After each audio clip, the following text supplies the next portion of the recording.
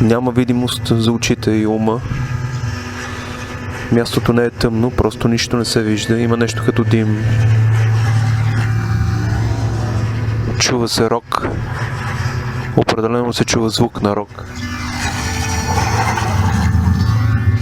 Виждам някакви кули. Питам какви са тези кули. Казва ми се, това не са кули, това са същества.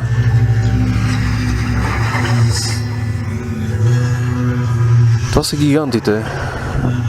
Те не са хора, те са неуспешен проект за хора.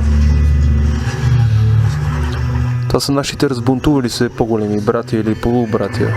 Могат да ни размажат, стига да искат. Един от тях надува рога, който се чува. Това е Нимрод. Думата тук е тъга. Този рог звучи като тъга. Нимрод започва да ломоти нещо.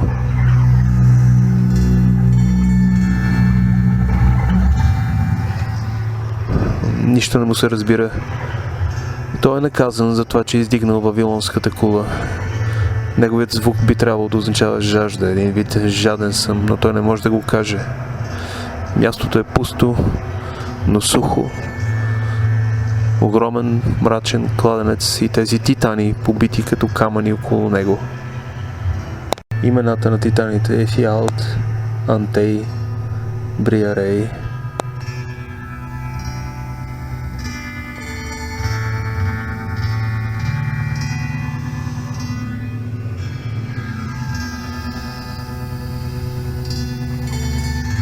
За да продължим, трябва да се спуснем през кладенеца.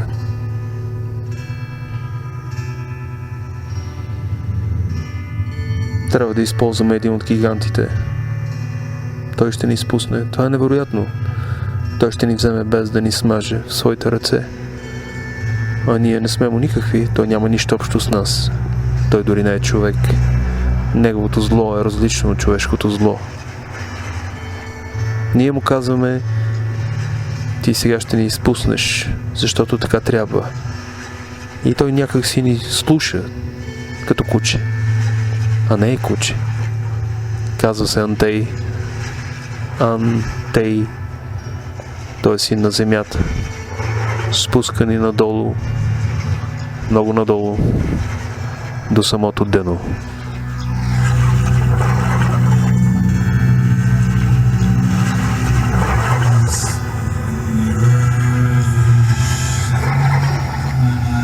Yeah.